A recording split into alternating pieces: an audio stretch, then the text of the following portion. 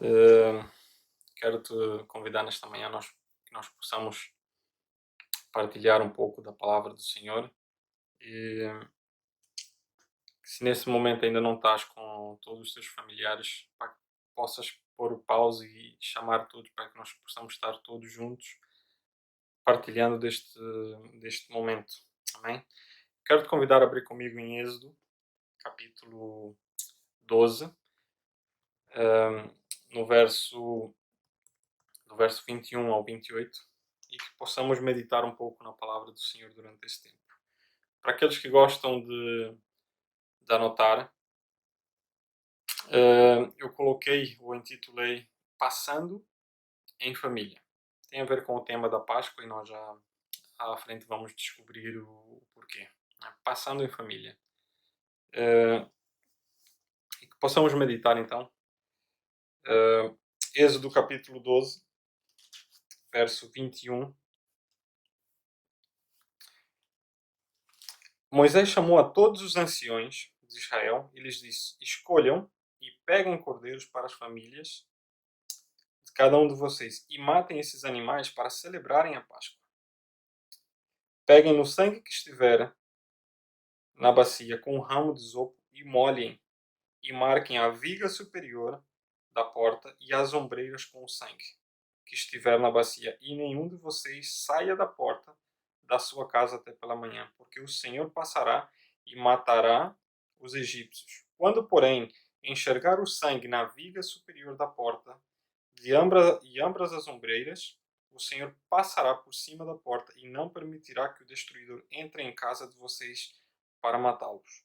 Portanto, guardem isto como estatuto para vocês e para os vossos filhos para sempre. E quando estiverem na terra que o Senhor vos der, como prometera, observai este rito. E quando os seus filhos perguntarem que rito é este, né, responderão: é o sacrifício da Páscoa ao Senhor, que passou por cima das casas dos filhos de Israel no Egito, quando matou os egípcios e nos livrou às nossas casas. Então o povo se inclinou e adorou, e os filhos de Israel foram e fizeram como havia ordenado Moisés e Arão. Possas fechar os teus olhos. Pai, Senhor, nesta manhã, Senhor, nós queremos te agradecer por este tempo, Senhor, na tua presença.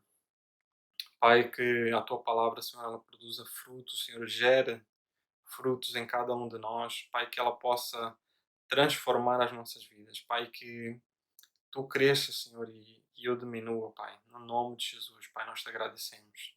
Amém.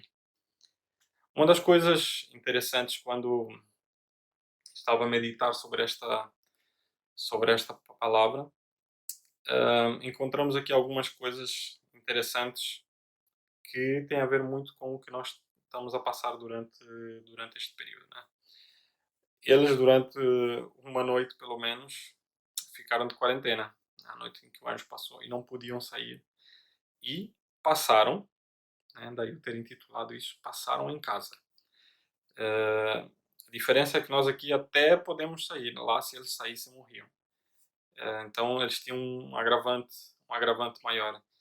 Mas o importante aqui é a lição a aprender com esta questão do passar em família, do estar juntos e o que é que Deus realmente queria fazer ao povo. Né? E esta passagem que nós lemos, ela está inserida aqui no meio das pragas, né? Das 10 pragas que o Senhor usou para libertar o povo.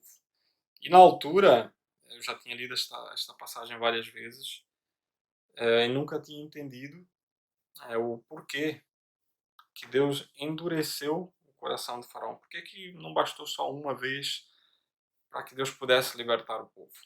E então fiquei sempre com esse dilema, né? E graças a Deus o Espírito Santo é sempre nos auxilia, né, nestas questões e nos revela as coisas. A questão de Deus ter usado 10 pragas tem muito a ver com a simbologia egípcia, porque os egípcios tinham muitos deuses. E entenda uma coisa, o povo de Israel está ali há 430 anos, depois daquela parte em que José chegou lá, né, que teve os 7 anos de fome, 7 anos de prosperidade. Depois disso tudo foram 430 anos. Então já havia pessoas que já não tinham visto a mão de Deus agir. Essa geração não viu a mão de Deus agir. Sabiam que o Deus dos pais deles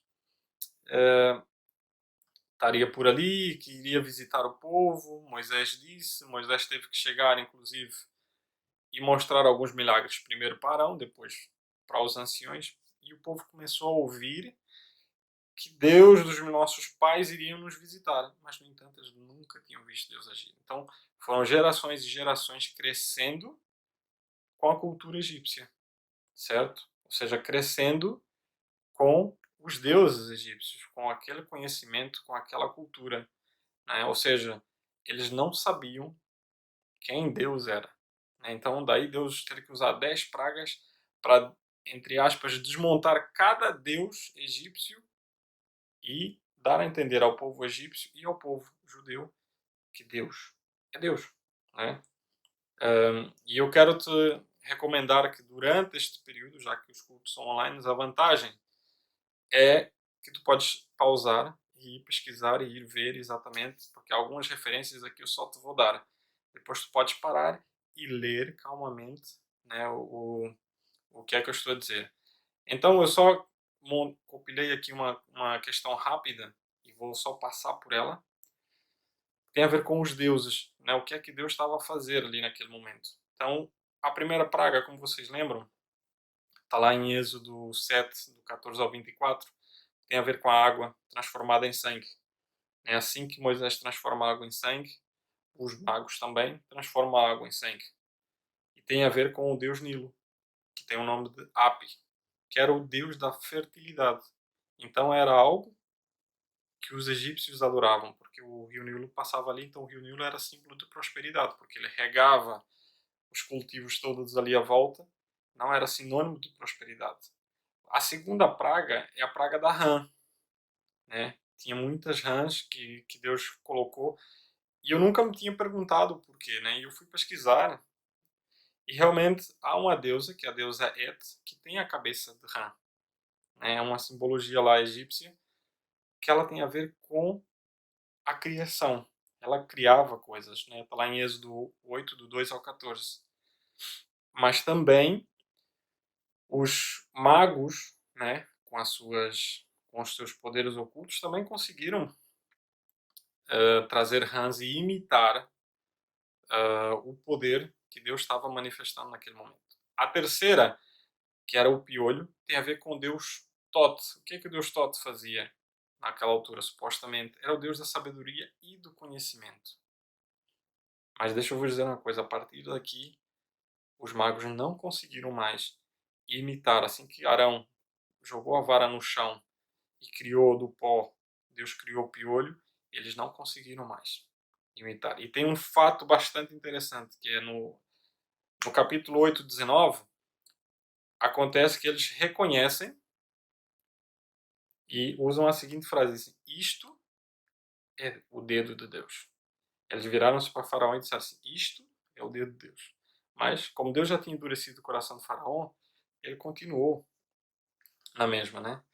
E daqui em diante, nas outras pragas, Deus começa a fazer distinção entre o povo judeu e o povo egípcio. Ele começa a mandar as moscas, mas as moscas só vai para os egípcios, a peste dos animais só para os egípcios, a úlcera, chuva de pedras e os gafanhotos. Os gafanhotos também tinham um deus inseto que não conseguiu afastar os gafanhotos. Foi de tal maneira que arrasou com o resto que faltava de cultivo. Então a nação foi basicamente a ruína.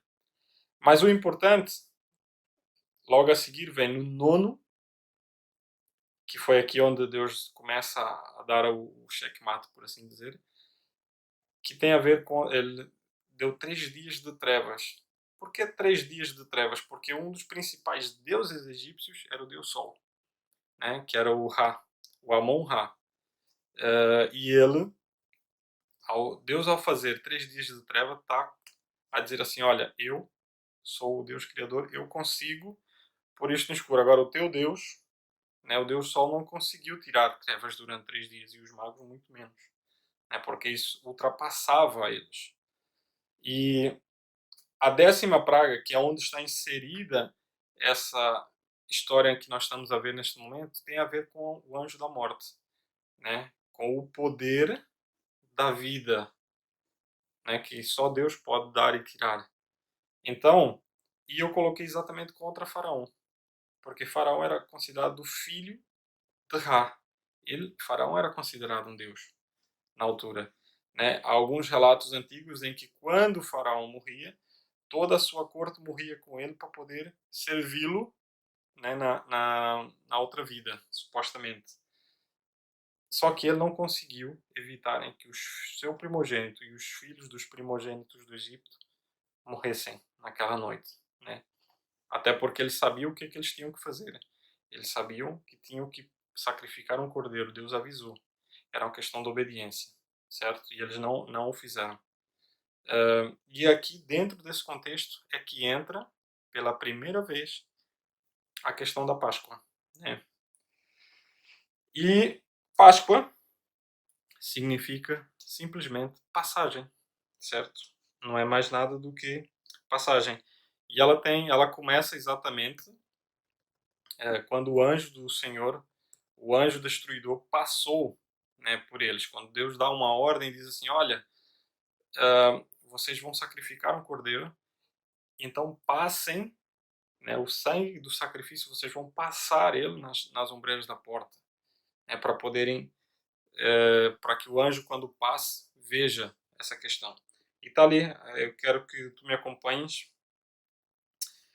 Uh, capítulo 12, verso 12, diz assim, porque naquela noite passarei pela terra do Egito e matarei todos os primogênitos, tanto das pessoas como dos animais, e executarei o juízo sobre os deuses. Estão a ver? Executar o juízo sobre os deuses, que era exatamente isso que Deus queria fazer, era mostrar de uma vez por todas quem era Deus. Executarei o juízo sobre todos os deuses do Egito. Eu sou o Senhor. Verso 13. O sangue será por sinal para indicar nas casas em que vocês se encontram. Quando eu vir o sangue, passarei por vocês, e não haverá entre vocês praga destruidora quando eu ferir a terra do Egito. Amém.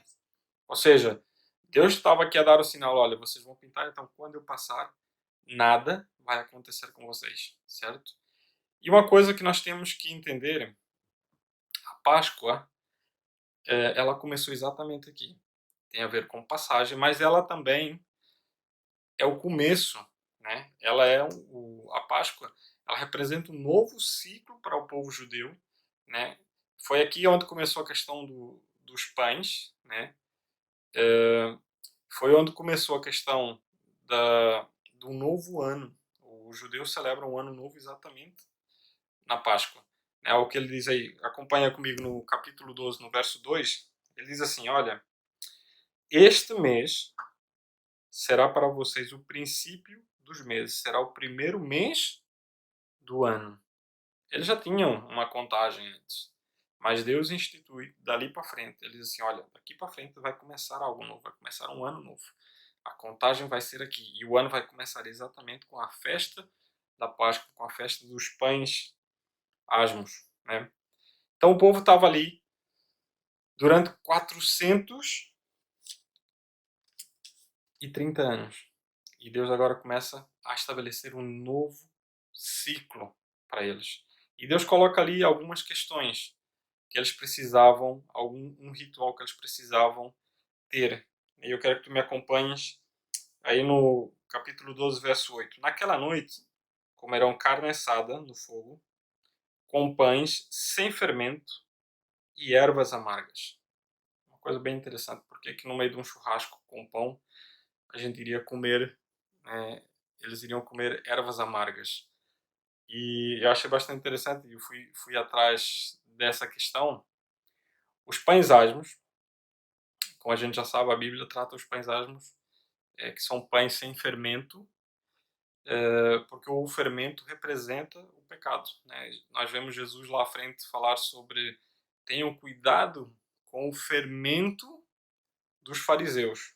Mas aqui um dado interessante, o porquê que se usa essa expressão do fermento? Porque nesta altura, como Deus diz assim, vocês vão ter que comer isto tudo depressa, vão ter que sair. Então não deu tempo da massa levedar. Né? Como quem é padeiro deve saber que a massa leva o seu tempo a levedar. Então, como eles não tinham tempo de levedar a massa e teriam que sair rapidamente, teriam que comer aquilo muito rápido, então, a partir daquele momento, usou-se o pão sem levadura naquele instante. E podemos comprovar isso aqui no verso, pode ver comigo aqui, no verso 39. E assaram pães sem fermentos da massa que levaram do Egito, pois a massa não tinha levedado, porque eles foram expulsos do Egito e não puderam deter-se porque não haviam preparado para si provisões. Ou seja, foi uma coisa que já foi instituída por Deus, mas tinha já a sua lógica, que era, vocês vão ter que sair a correr, então não dá tempo de preparar massa. É cordeirinho ali no churrasco, ervas amargas e pronto. Vamos embora porque a partir da meia-noite isto aqui vai começar a andar. Então, se fosse hoje em dia, era, olha, passem no McDrive aí e abasteçam o carro, comam rapidinho e sigam. Basicamente, estejam prontos, estejam todos vestidos para saírem. E a questão das ervas amargas representa, né, os 430 anos que eles tiveram os 430 anos que eles tiveram de escravidão ali durante esse período. Então, como uma vez nós tínhamos já ministrado sobre a questão dos memoriais, lembram-se que Deus gosta de ter um memorial para que as pessoas não se esqueçam, para que quando perguntem, os seus filhos não esqueçam. Eu lembro que até foi uma ministração sobre a passagem do Rio Jordão por Josué, um pouco antes desta aqui, que seria a passagem do Mar Vermelho, logo à frente. E uma das questões que Deus gosta é exatamente essa, do memorial. Então, não é fácil nós comermos uma erva amarga e não nos lembrarmos do sabor dela. Né? E a outra questão que Deus coloca dentro deste ritual é o cordeiro. Para além de se usar o sangue, teríamos que só assar. Ele diz assim, olha, vocês vão assar o cordeiro, né? Não é para comer ele cru, não é para comer ele cozido, é para assar. Basicamente teriam que fazer uma fogueira, assar o cordeiro, comer tudo o que há no cordeiro e aquilo que sobrar vocês queimem tudo, não fica nada para trás. É por isso é que eu te convido a leres o capítulo todo e alguns capítulos para trás para entenderes bem o contexto, né, do que eu estou a falar nesta manhã. Não, o cordeiro e tinha que ser comido rápido. E tem aqui uma questão bastante importante, que é a questão do sangue, que era aqui o quarto elemento inserido dentro dessa história pascal. Como vocês sabem, né, quando há um cordeiro, tem que haver um sacrifício. Quando há um sacrifício, há sangue. Né? E o sangue é o elemento que liga o mundo espiritual ao mundo carnal. E nessa altura se usava, né, o sacrifício do cordeiro para remissão do pecado, ou seja, para libertar do pecado. Né? E a vantagem que nós, hoje, como cristãos, temos é que, graças a Deus, Jesus morreu no nosso lugar para que nós não precisemos mais fazer nenhum tipo de sacrifício de sangue, né, para remissão dos nossos pecados. Né? E o próprio apóstolo Paulo, ele refere-se a isso e ele diz, olha, Cristo é o nosso Cordeiro Pascal. E eu quero que tu me acompanhes ali em 1 Coríntios. 1 Coríntios capítulo 5, no verso 7. Olha, inclusive ele fala sobre a questão do fermento que nós tínhamos mencionado. Ele diz assim, 1 Coríntios 5, 7. Livrai-vos do fermento velho, a fim de que sejais massa nova e sem fermento. Assim certamente sois, porquanto Cristo, o nosso Cordeiro Pascal, foi sacrificado. Por isso celebramos a festa não com fermento velho, nem com fermento maligno da corrupção, mas com pães sem fermentos, da sinceridade e da verdade. Ele diz assim, Cristo foi o nosso Cordeiro Pascal. Então, O que ele está a dizer com isto? Ele está a dizer assim, olha, a partir do momento em que Jesus morreu na cruz, já não precisamos fazer festas com pães asmos, já não precisamos sacrificar um cordeiro, já não precisamos comer ervas amargas. Ele está a dizer assim, Cristo morreu para que nós possamos ter livre acesso ao Pai. Então nós já não precisamos ir uma vez por ano, né, para sacrificar um cordeiro, para que nós possamos celebrar a Páscoa uma vez por ano. Não. Ele está a dizer assim, a partir do momento em que Cristo morreu, né, nós temos acesso direto ao Pai, então nós podemos celebrar a Páscoa quando nós quisermos. Nós fazemos uma vez por mês para não ter um esquecimento, mas não precisa ser por ano. Nós podíamos fazer, se quiséssemos, todas as semanas. Né? E como é que nós fazemos isso? Nós cristãos fazemos a Páscoa. A nossa Páscoa, né, nós fazemos durante a Santa Ceia. Porque é ali em que nós fazemos isso em memória de Cristo. E eu quero que tu me acompanhes ali em Mateus 26,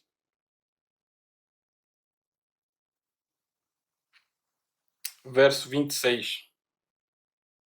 E que da mesma maneira, né, que na altura Deus instituiu elementos para que se pudesse celebrar a Páscoa, Jesus também o fez para que nós pudéssemos celebrar, né, a nossa Páscoa.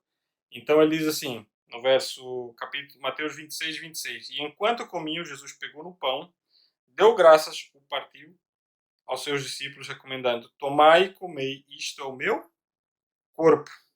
Em seguida, tomou o cálice, deu graças e entregou aos seus discípulos, dizendo: bebei dele todos vós, porque isto é o meu sangue, sangue da aliança derramado em benefício de muitos para remissão de pecados. Então entendam uma coisa: o sacrifício do cordeiro na altura dos egípcios, eles estavam a fazer um sacrifício para que eles pudessem estar livres do anjo da morte. Aqui, Jesus está a dizer assim, olha, eu morri por cada um de vocês e este é o novo pacto, é o novo pacto da aliança. Então vocês já não precisam sacrificar, porque a partir do momento o anjo da morte não pode passar por vocês. O anjo da morte eterna já não passa por vocês, porque cada um de vocês já está selado com sangue. Eu derramei sangue no vosso lugar. Então já não precisamos mais sacrificar, certo?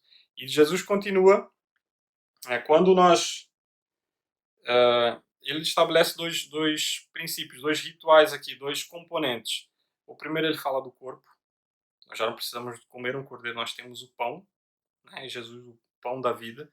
E eu quero te convidar a abrir comigo aí em João capítulo 6.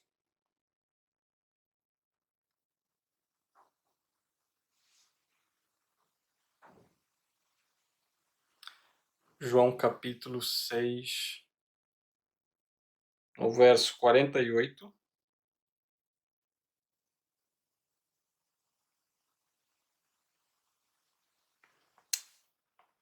Diz assim: eu sou o pão da vida. Logo no 51 ele diz: eu sou o pão vivo que desceu do céu. Se alguém comer deste pão, viverá eternamente. E o pão que deveria dar vida pelo mundo é a minha carne. Logo a seguir, no 58, ele diz: este é o pão que desceu do céu, de modo algum comparável ao maná comido por vossos pais, que agora estão mortos. Aquele que comer deste pão viverá eternamente. Então Jesus, para além dele passar a ser o cordeiro pascal, dele substituir aquele cordeiro que servia de alimento, mas também de sacrifício, ele aqui passou a dizer: olha, eu sou o pão da vida. Vocês já não precisam sacrificar cordeiro nenhum. Já não haverá mais passagem da morte por vocês, porque vocês já têm acesso direto ao Pai através de mim. Então ele diz assim: eu sou o pão da vida. Inclusivamente, João Batista referiu isso de Jesus. Lá em João 1,29, João diz assim: no dia seguinte, estou a falar de João Batista, João viu a Jesus que vinha caminhando em sua direção e disse: Eis o Cordeiro de Deus, que tira o pecado do mundo. Então, a Bíblia já tem um historial e entendam isso. Para toda a remissão do pecado, tinha que haver um sacrifício, tinha que haver um cordeiro e tinha que haver derramamento de sangue. Certo? A partir do momento em que Jesus passa a ser o cordeiro, né, ele próprio é sacrificado, há derramamento de sangue e há remissão do pecado. Entendam que o sangue é aquele elemento que liga o mundo espiritual ao mundo carnal. Então Jesus já fez isso por nós. Cada um de nós tem acesso ao Pai, temos livre acesso, nós podemos pedir perdão diretamente, certo? Então a partir daquele momento Jesus passou a ser o nosso pão, o pão da vida. O segundo elemento que Jesus colocou durante a ceia do Senhor foi a questão do vinho, certo? O vinho que representa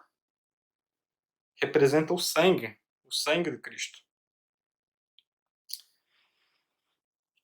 Que eu vou vos dizer uma coisa, para mim, e é o que diz na Bíblia, é o elemento mais importante. O sangue de Jesus, né, é quem fez o elo, a ligação que faltava. Né? Nós não precisamos mais de sacerdote. Jesus é o sumo sacerdote. Lá em 1 João, um dos meus versos favoritos, 1 João 1,7, que tem a ver muito com o que nós estamos a passar agora, né? Todos em casa, em comunhão, que ele diz assim: se andarmos na luz, como ele na luz está, temos comunhão uns com os outros, entendam a importância da comunhão, e o sangue de Jesus, seu Filho, nos purifica de todo pecado. Então, a ver aqui a função do sangue. Né? Se andarmos na luz como ele está, temos comunhão uns com os outros. Entendam o princípio. Ele está na luz. Se nós estivermos na luz, como ele está, né, nós temos comunhão uns com os outros. E o sangue de Jesus, seu Filho, nos purifica de todo pecado. Olha que coisa fantástica, não é? Ou seja, a importância da comunhão. Eu sei que muitos, né, usam agora a desculpa do tempo, ou usavam a desculpa do tempo, para não poderem estar em família, mas agora esse argumento deixa-te dizer que ele já não existe. Né? Olha o tanto a importância que Deus dá à comunhão. Né? Comunhão uns com os outros, e o sangue de Jesus, seu Filho, nos purifica de todo pecado. É uma coisa fantástica, dos meus versos favoritos. E depois o 9 a seguir, que ele diz: se confessarmos os nossos pecados, ele é fiel e justo para nos perdoar e nos purificar de toda a maldade. Né? É coisa fantástica, fantástica mesmo. Mas eu quero avançar contigo sobre a questão do que nós estávamos a falar, a questão do vinho, do sangue. Né? Lá em Hebreus, logo aí atrás, Hebreus 9. Hebreus 9, 11. Diz assim: quando Cristo chegou, como sumo sacerdote dos benefícios que estavam por vir, ele mesmo adentrou ao maior e mais perfeito tabernáculo, não construído por mãos humanas, isto é, não pertence à criação, não por intermédio de sangue, de bodes, ovelhas, porém mediante o seu próprio sangue, ele entrou no Santo dos Santos e de uma vez por todas conquistou a eterna redenção. Porquanto, se o sangue de bodes e de touros e as cinzas e umas novilhas espalhadas sobre os que estavam cerimoniais impuros os santificava, de modo que se tornava extremamente puro, quanto mais o sangue de Cristo, mediante o Espírito eterno, nos oferece a forma imaculada de Deus, purificando completamente a nossa consciência de comportamento que nos conduzia à morte, para que sirvamos ao Deus vivo. O que é que ele está a dizer aqui? Olha, Jesus entrou no Santo dos Santos, não num templo feito de mãos humanas. Ele diz que se o sangue de bodes, de cordeiros, purificava, né, que era o ritual que era usado na altura, quanto mais o sangue de Jesus. Ele só não te purifica todo pecado, ele lava a nossa alma, ele salva. É completamente diferente. É uma Páscoa 2.0, lá em cima. Né? Não tem a ver com rituais humanos. É algo superior, é algo ligação vertical. Amém? E eu quero ter aqui uns aspectos práticos para que nós possamos entender as verdadeiras lições, né, a tirar desta história, deste texto bíblico. E eu quero que nós entendamos que assim como o povo foi liberto, né, da idolatria, através de um sacrifício, nós somos libertos do pecado através do sacrifício de Jesus na cruz. Né? Por isso é que nós não celebramos a Páscoa como o judeu a celebra, nós celebramos a Santa Ceia. Né? E anunciamos a morte do Senhor até que Ele venha. Porque já não tem a ver só, porque essa história de libertação de um povo da escravidão não tem a ver conosco. Nós éramos escravos do pecado. Né? Mas ao mesmo tempo, como Deus queria libertar o povo da idolatria, Ele também hoje nos quer libertar da mesma idolatria. Em sentidos diferentes. Hoje não estamos debaixo dos egípcios, mas temos idolatrias guardadas no nosso coração e nós vamos ver daqui para frente em que Deus quer libertar da mesma maneira. Né? Então, vamos dar aqui alguns aspectos práticos. Eu quero te convidar ali em 1 Coríntios, capítulo 11, no verso 28,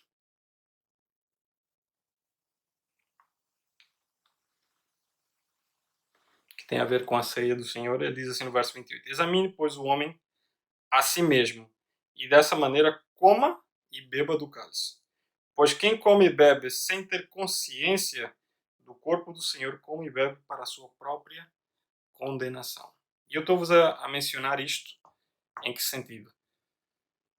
Quando o povo egípcio estava a sair, quando o povo hebreu estava a sair, alguns egípcios entenderam que Deus era mais forte que os deuses que eles tinham visto. Quando Deus lança a praga da peste dos animais, Moisés diz assim: é melhor vocês guardarem os vossos animais para que a peste não apanhe. E teve egípcio que o fez, que guardou, e a peste não matou o gado deles. Eles começaram a entender: peraí, este aqui é Deus.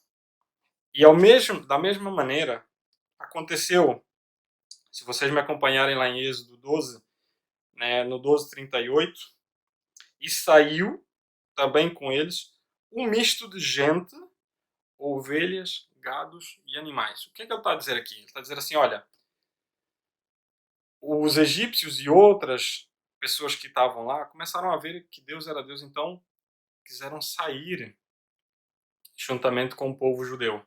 E foram juntos, foram um misto de pessoas. Só que aqui temos que ter atenção a uma coisa. Eles reconheceram que Deus era Deus, mas não podiam celebrar a Páscoa junto com os judeus, porque eles não estavam purificados. Não é em vão que o apóstolo Paulo, como a gente lê, ele diz assim: examine o homem a si mesmo antes de ceiar, né, para que não coma e beba indignamente.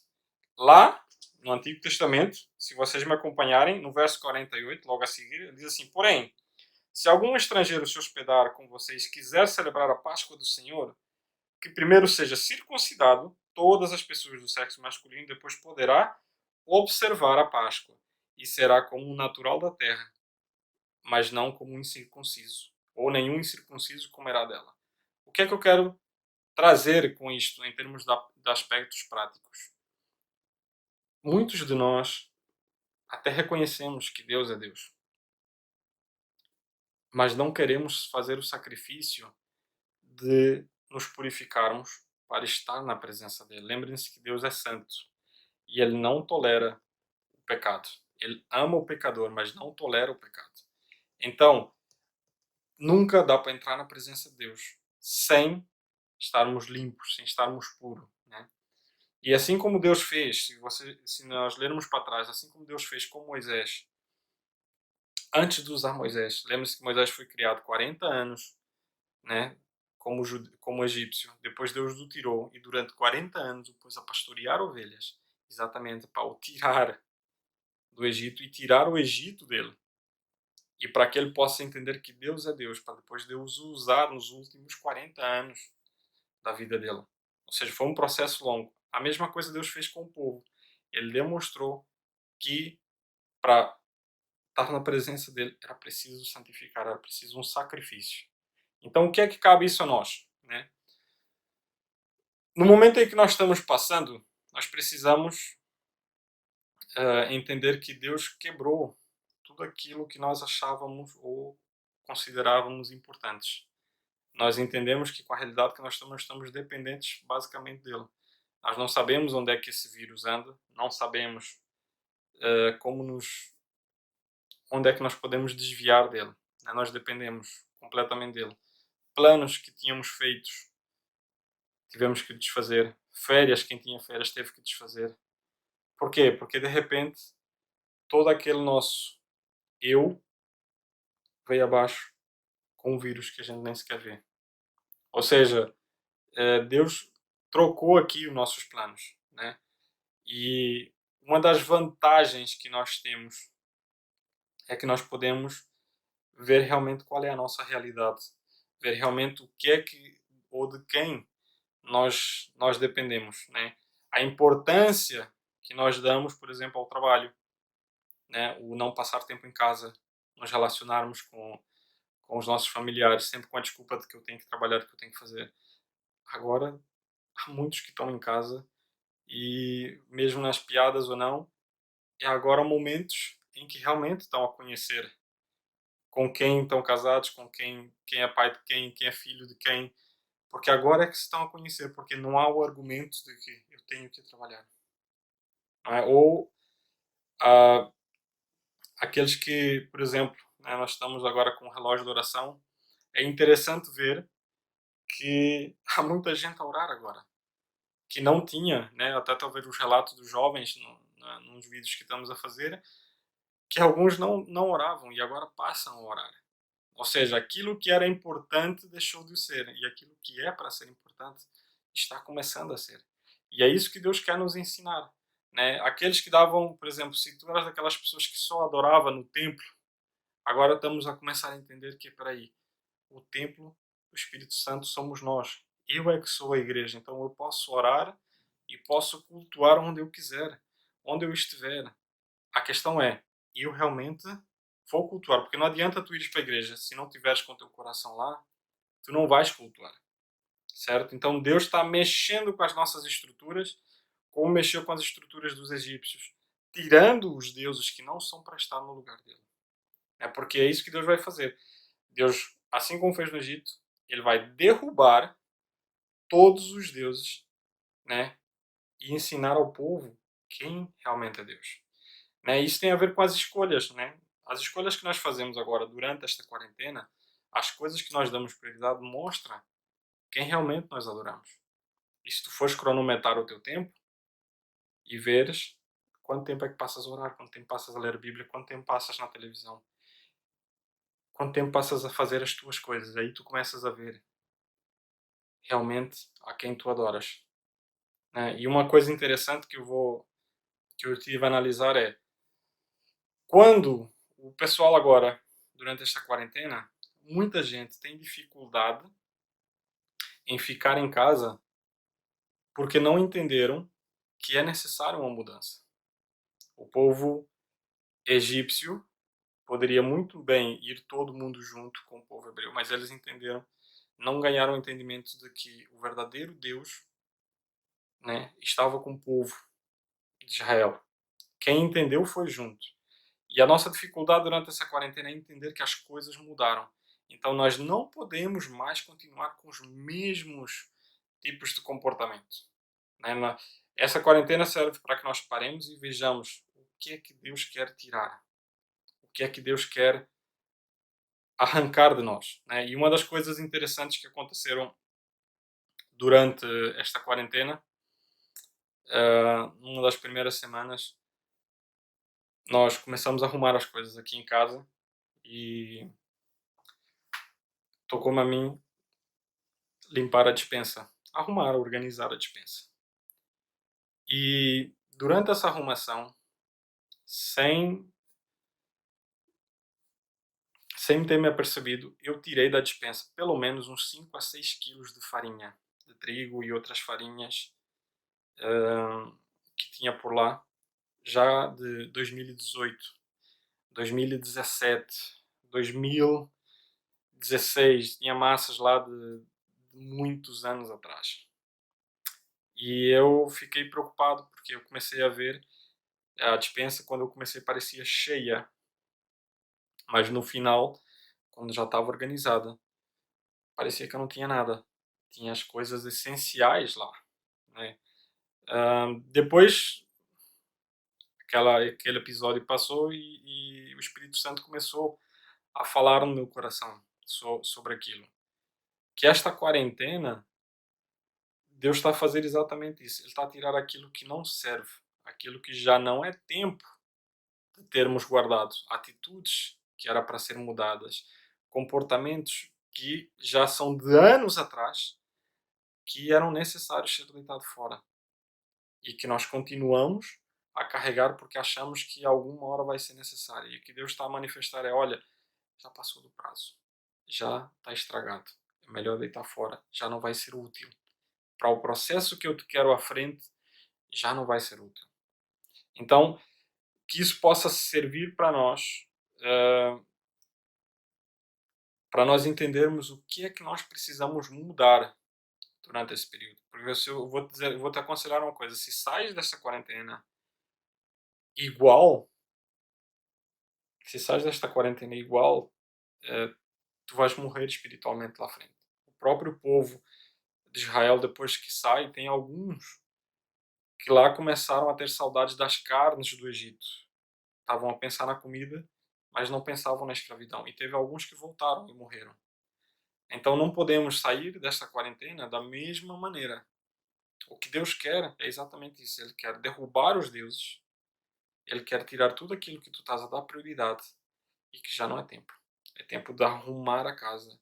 É tempo de deitar fora atitudes, comportamentos que nós continuamos a teimar que eles têm que continuar connosco e já passou o prazo de validade. Então, que tu possas analisar isto durante este período que ainda nos resta, nós não sabemos, lá está, dependemos praticamente dele. E possas analisar isso no teu coração, possas ver realmente o que é que Deus quer. Porque eu entendo que para cada um de nós é diferente. Para alguns é relação ao trabalho, outros é relacionamento, outros são ocupações. Não interessa. O que interessa é tu entenderes: se isto já passou da validade, eu tenho que deitar fora. Amém? Então possas fechar os teus olhos e vamos orar. Pai, Senhor, eu quero te agradecer, ó Deus, por este tempo, Pai, na tua presença. Pai, muito obrigado pela tua palavra. Senhor, que ela possa gerar fruto nos nossos corações, que ela possa crescer, Senhor, que ela possa se multiplicar, ó Deus. Pai, eu te peço por cada um, Senhor, que tu possas mostrar ao coração de cada um aquilo que precisam tirar, que deuses precisam ser derrubados, que estruturas mentais, que comportamentos. Pai, que tu possas mostrar que cada um precisa mudar, para que cada um possa ser livre, que possa passar dessa etapa, Senhor, de maneira diferente e sair e poder celebrar a verdadeira Páscoa livre daquilo que já não presta, daquilo que já deveria ter sido deitado fora. Paizinho, no nome de Jesus eu te agradeço, Pai. Amém. E que a graça do nosso Senhor Jesus Cristo, o amor de Deus o Pai, a comunhão e a consolação do Espírito Santo esteja sobre cada um de vós, no nome de Jesus. Amém.